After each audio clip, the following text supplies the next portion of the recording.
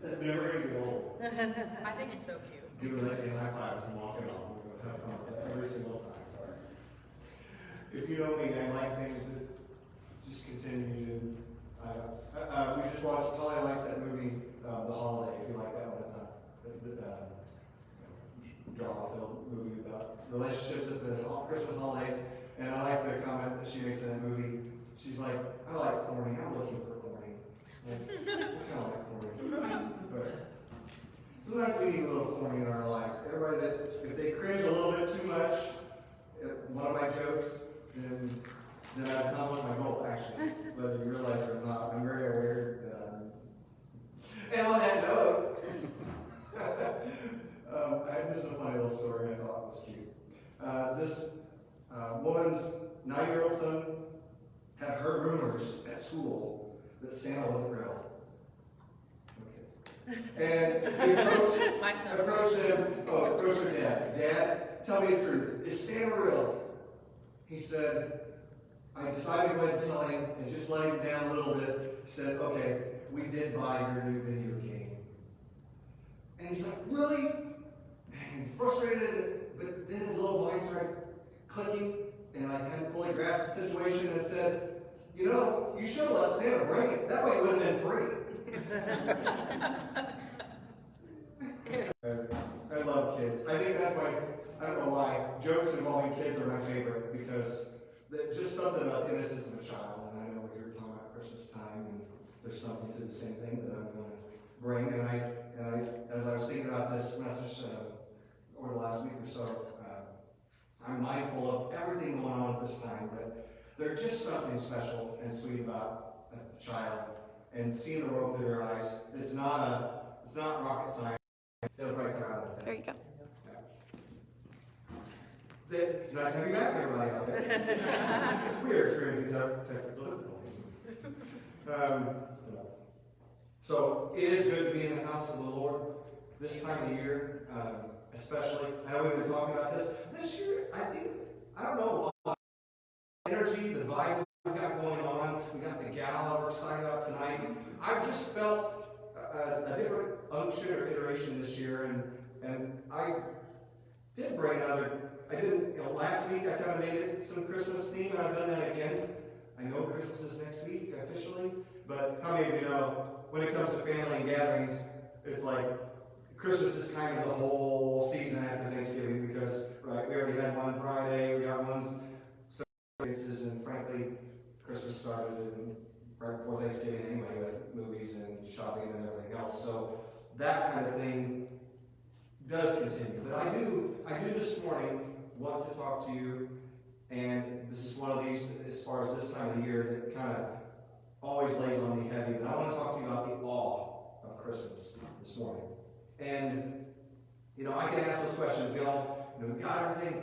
We were just joking about, Lindsay was joking about her neighbors. It's like, is anybody else guilty of that? It's like Christmas is, we're getting closer to the actual day, but people are still putting a few little extra decorations out in the yard, and it's like, just add a little here and there, and Carrie had an idea for me this year that was like, hey Dad, we already light up the house, and maybe the bushes, but we need to start lighting the trees, and so we bought like 4 strands of lights, and I put 4 strands of lights, which did 4 little, wrap the bark, and that's it, and I was like, what do you think? And I don't know, then we saw a place in St. Louis that she's like, well, that's what I had in mind, and like the entire street was lights all the way everywhere, and I'm like, I need more time, and a lot more budget for my Christmas lights, and do that. But we know it's going on, all these things, and I'm mindful. We did a youth program one year when we started off, and I actually thought about having the girls start playing It's the Most Wonderful Time. Everybody finishing.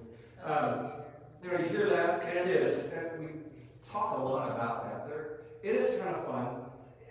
Is anybody like me? I like, it's not that I don't like routine. We live in routine most of the time, right? We get up, do our thing, go do it, come home, relax, go to bed. You ever lay in, something like that? Do you ever get in bed and you think, didn't I just get out of bed? It feels like the day just kind of where to go.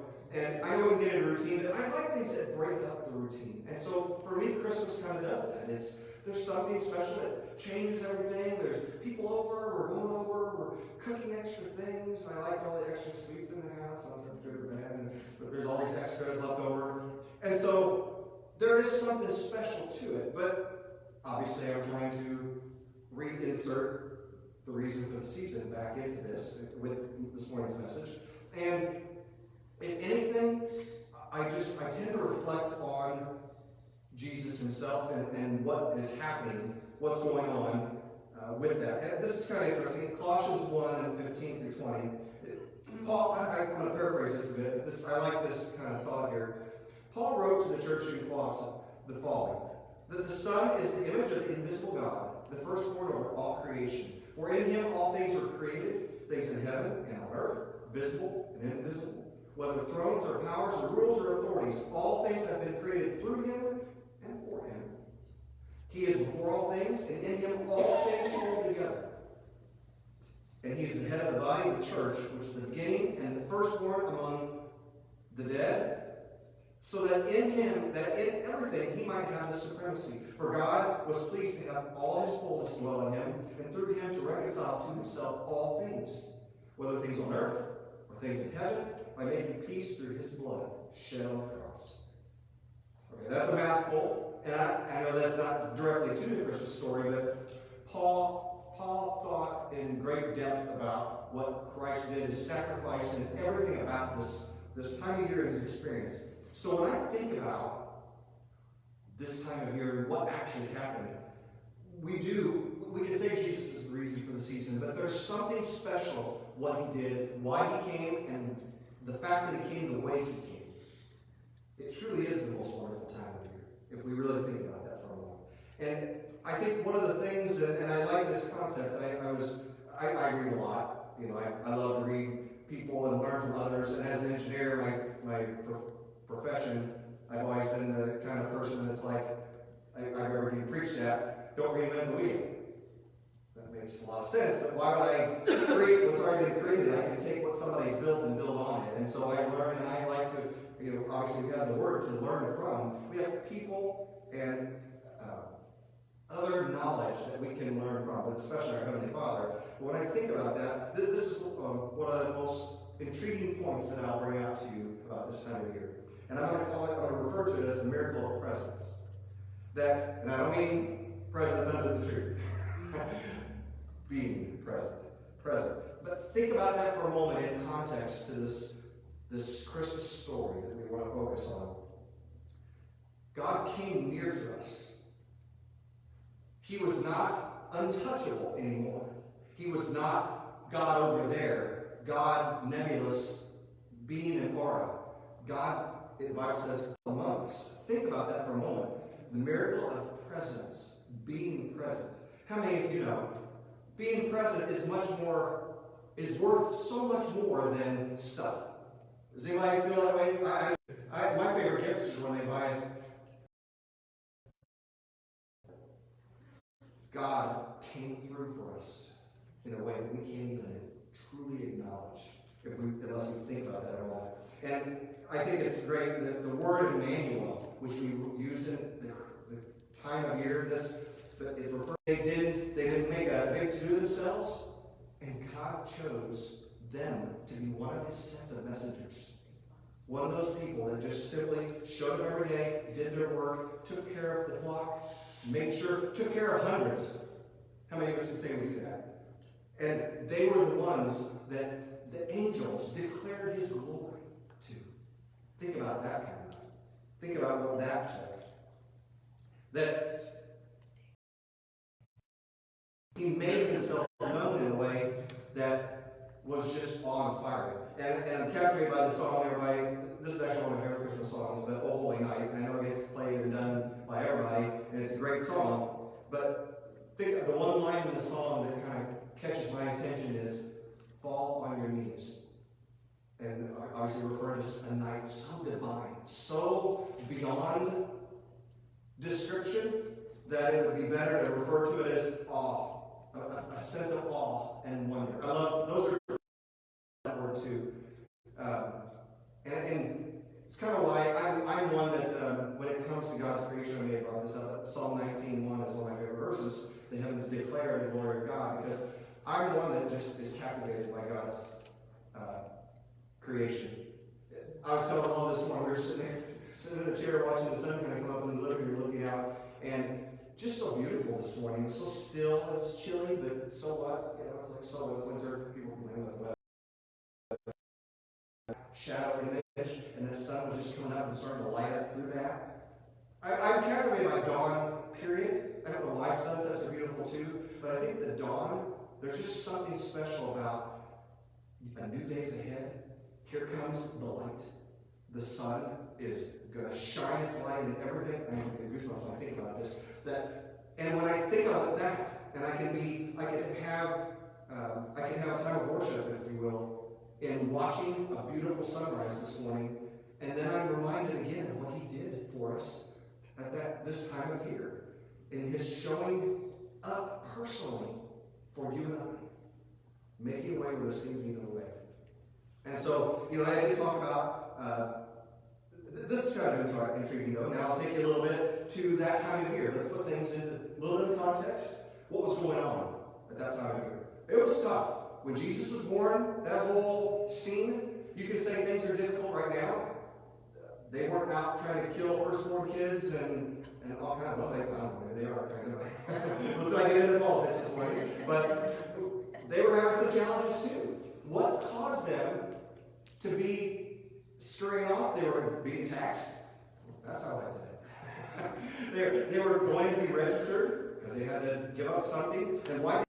was in their face, and yet, this is what's interesting. The difference is what you say today, pretty similar. But Isaiah, in a prophetic, talked about this. The people who walked in darkness have seen a great light. Wow. Those who dwelt in the land of deep darkness, on them has light shone. He foretold ahead of time something special coming at that time of year for them. And he showed up to a bunch of shepherds first. And I've got some, here's the story down. I don't want to steal some thunder, so we'll do that tonight. We're going to talk about some of that tonight for part of our gal. But that first Christmas, those shepherds hearing it, glory to God at the highest. Can you imagine? I mean, I've often thought, what would I do if God showed up, or if I could hear him often, if I could be in that? Because when you read the examples, I think it's interesting to say, what happened to the shepherds when they had that experience of awe-struck wonder? Here's a choir of angels singing about something going down. What would you do? It said they were filled with fear. Is it any wonder that they were so gentle that their response was, what was their first words out of their mouth? Fear not. Because this is something special going down. Something. I am bringing you good news of great joy that will be to all people. There's something dramatic and wonderful happening. And I think what kind of goes along with this story, and what makes it maybe so much more wonderful and interesting, is that when you look at the prophecies that were foretelling the coming king, the Israelites were looking for the guy on the white horse with the flaming sword and the legion of angels coming in and just going to clobber the clocks of the bad guys and set them free. That's what everybody was looking for. Is anyone looking for that in their own life? Wouldn't you like to show up at work and have a legion of God's angels wipe that coworker? Just fix their attitude. Wouldn't we like God to show up like that and fix our problems? Yes. And he showed up with a little baby's cries on a quiet morning and no crowd. I mean, I'm just awestruck by this experience and by this sight picture that I get in my head of what happened. And so I have a couple of just other wonders that go along with this, if you want to kind of dwell on just a few points. That we know there's the wonder of his birth, this miraculous virgin birth. People still try to take away from that experience and make it into something it's not. And you hear all that criticism that comes out of that. And frankly, it is part of perfection, put on imperfection, to be where you and I are, to experience life the way you and I experience it. He couldn't have. I mean, I can't even craft a game plan that would. You ever done that? I mean, thinking through a business and we're talking about work and how we're going to fix a problem or challenge. I can't even imagine dreaming up that game plan. He showed up personally sacrificed, and made a way where there seemed to be no way. Got us out of it. He brought me out of the miry clay. Want to finish that song? That's a good one too. Like I said, anytime, people that are out there, if you're here, if you have a song in your heart, you just kind of finish it, and we all kind of go on. Truth won the day. The original Christmas overwhelmed the shepherds with God's presence and the angel's presence. And isn't it any wonder that I was bringing that comment earlier about let the little children come to me. And this was from Luke, Jesus' words. Do not hinder them, for to such belongs the kingdom of God. Starting with the little children. The twinkle in the child's eye, gazing at stuff this time of year, is a wonderful experience. And when we think about that, and that's how God chose to bring salvation to the world, through the eyes of a child, through the innocence of a child. So so back to my wonders. Sorry, one of them was the birth, and him putting on flesh and dwelling among us. I kind of already touched on that. I think several weeks. Another wonder is his character. He gave out perfection to put on imperfection. I'm amazed at that. What a wonder that is. That he showed up in person, even being divine. His words. The Bible refers to Jesus being the Word, right? The Word became flesh and dwelt among us. He brought us the words of life. If we didn't know where to go, you ever wake up in this life and think, man, I wish this life had an instruction manual? It does. There is one. We have one. People will joke and say, I wish baby was born and had a little instruction manual tucked in behind his head. You just pull it out and say, oh, here's what I do. Like, technically, it's one on childbearing. You want it? Childbearing 101. There's some of that too. So if you want to find some of that. We have his word. We have his works. What Jesus came on the scene and did. Okay, I don't know if this will help anybody or not, but for those of you that think I've got to have some elaborate procedure in order to be counted in this life and do something, do you all realize Jesus lived on this earth 30-some years, and he only had a public ministry for a few years and changed the course of history? So if any of you ever say, boy, I don't have enough time to do something for God, got today, got tomorrow. You wake up tomorrow, got tomorrow. So, anyway, so his works, his death freely given and resurrection, what he did, and of course his second coming and saving power. These are my wonders. I just want to step through those. But some of those, I'm amazed at what he was able to do through us and to us. So, okay, so what I want to do, I wasn't going to keep you guys very long this morning, but my last kind of piece of my section that I want to bring up as a perspective on this time of year is I want to see this sight vision, what we've been referring to, the Christmas story, through the eyes of Jesus' parents. And of course, that's near to my heart, being a parent and knowing what that's like. I put myself there a lot, and I know we have wonderful images to convey that. I think the song "Mary Did You Know" is very popular, and it kind of speaks to this discussion, because I think, and especially me being a guy, I try to put myself in Joseph's shoes, and what would I do if I was in his shoes? And we can step through that for just a moment. That Joseph here, he's got Mary, and there's engaged. It's going well. Looking forward to the wedding, all this stuff. And then he finds out she's with child. And what's the Bible say? He's minded to put her away. And people will be like, how dare he? Well, obviously there was everything that went along with that. The stigma and all of it. But God showed up personally to talk to him in an angel form. And was like, don't be afraid to take her. What's going on is something special. You're about to be part of something beyond what your eyes can even envision. But why? Beyond what you can behold or really mentally encompass or capture. And I always kind of go back to things that your mind can't fathom. And Richard and I talk about celestial things, and we like space and all this stuff. And I read a little report this week about the Voyager probes. Remember that one? We sent it out. It passed Pluto.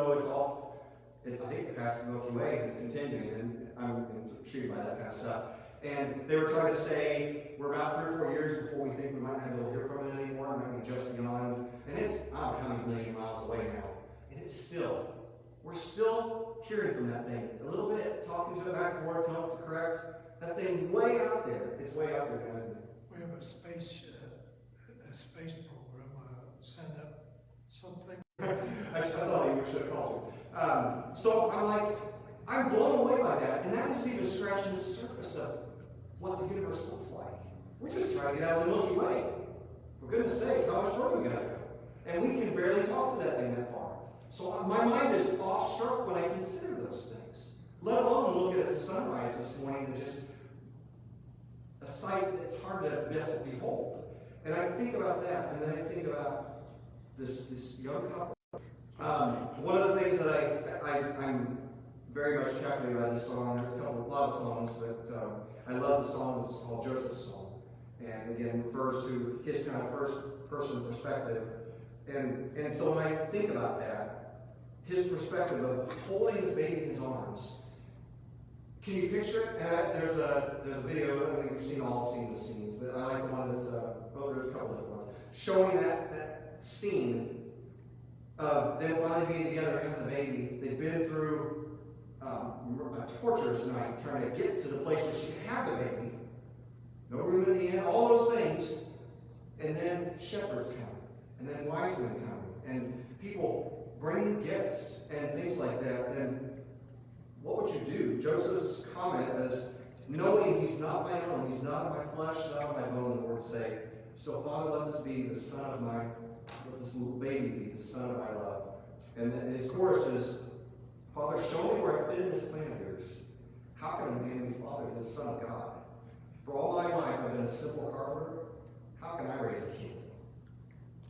When you think about that perspective of us and our frailty, and sometimes I think we sometimes feel like that our best efforts are just going through the motions and doing something.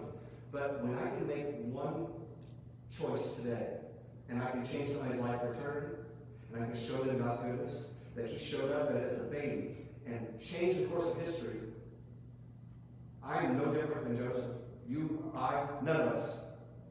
Because we have that ability to do something special. While it's called today, the Bible refers to. The other thing I'll take is into Mary's perspective, and this is kind of what I wanted to, the part of Mary that I want to focus on, if I wanted to, this is kind of my last thoughts here, is that her, the phrase, Mary pondered all these things in her heart. That phrase just hits me like a ton of bricks, because I think, here's a young girl, and I don't know if you've looked that up, Mary would have been 15, something like that. She was young, and having a baby, and of course, you know, they did. It's not like it wasn't new then. But, and even when she found out from the angel, how many of you could have told the angel, be it unto me according to your will? Whatever. Because we always used to sing that song in church camp years ago that we would sing, Here I am, Lord. It's I, Lord. You know, I heard you call in the night. I'll go where you lead me. And that was a great song, wasn't it? We used to sing that a lot. Mary treasured up these things and pondered them in her heart. 2:19. And as I'm thinking about Mary, more specifically in this, thinking about the memory she has. You know, and now fast forward, and she's got this son, all this experience, shepherds coming, I mean, you just had this baby, people are coming to want to bow down and worship. You had angels. You got visited by your cousin, is it cousin Elizabeth? Is that her cousin? Yeah. And being all this miracle. When it comes to our kids, we want to preserve those memories. Holly and I like to reflect often. We'll think back to, remember when the girls did this or whatever? I love those things. And can you picture Mary, and fast forward, Mary thinking back on the time, remember that time Jesus wandered off and he stayed in the temple and he left for 2 days and had to go back and get his rear and put it back in the cart and then home and all that. But all those things, and then, but take it back to that moment as she's having this little baby. And, you know, and so I did bring up the lyrics. This is actually one of my favorite Christmas songs, is what's called The Virgin's Lullaby. If you haven't heard that song, it's very powerful. And maybe this is a good way to say end things, because I really like this song, but I think it kind of goes to my point more than better than I could say it, perhaps. But the phrases are about these senses of wonder, and starting with the shepherd. These shepherds, humbled by heaven's bright star, nothing to offer but the peace they hold in their heart. The night I saw heavens open, and the angels filled the sky, nothing's ever touched my soul. In my mind, I'm picturing the lights of heaven shining on this thing, and everything's lit up, and that's the last thing I had. That's how I see it. So you can do whatever you want. But Mary, you're holding the Son of God.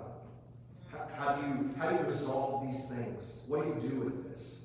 You know, just soothe them to sleep like you do when they're babies. Remember this? Remember that experience when you did parents? I remember the girls, they wake up again, tired, you know, you're gonna have to go to work in the morning, it's middle of the night, they're just not calming down. And I can remember we had that rocking chair we got before the berries out of that thing. Like, come on, let's rock, come on. They yell, no, it's okay. You know, they've been fed, they've been changed, it's time to go to bed. Come on. We're just trying to calm one of them back to sleep and get them back to peaceful. There is nothing more peaceful than watching a little baby sleeping. That's like one of my favorite things in the entire world. Having like a snuggle up on your arm and just sleep. Sorry, have a moment. If anything, I think back to that. Again, back to my side picture then. And back to these lyrics. The next phrase, of course, the kings, the wise men from the east, traveling from so far, bearing gifts to lay before the Prince of Peace. These men had studied. They had studied the stars. They knew the prophecies. Something special was converging this night. They want to be there. see God's answer. And I mean, I don't think they realized what was going to happen until they found the place. Can you imagine them? What do you think their picture? These are scholarly men that knew what they were doing and had learned and had all these things converged up. And here's the sight picture again: a manger, baby, young couple, shepherds now. I don't know if the animals are there, the ox and lamb kept time, whatever. We're singing other songs, right? I don't know if they're actually doing that or not, but it's good. That's a good song too. But that sight picture, and this is the way God came. I could just almost picture in their mind's eye being like, blessed be the Lord. This is how he's going to do it. No, it's not going to be a flaming sword and a legion of angels. It's going to be a little baby, and it's going to turn the world upside down. It's going to turn the world upside down. So, I think what I want to leave you with then is actually to take away from Christmas story to 2 Corinthians 4:7. And it says this: we have this treasure in jars of clay, earthen vessels, the King James says, to show that this all-surpassing power is from God and not from us. We could have created this. Our treasure is in the Holy Spirit. Our bodies and our hearts will break, but God has given us treasure that we might have hope. Mary kept all these memories safe with her, and we have more than that memory. We have the water of Jesus that continues to fill us with his love and power. So pray with me this. Lord, I just thank you for your goodness and your blessing.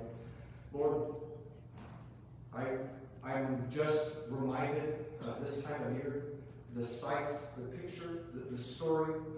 And yes, all the excitement surrounding it with everything else we do, with gatherings and friends and family and loved ones, all those other things that kind of wrap into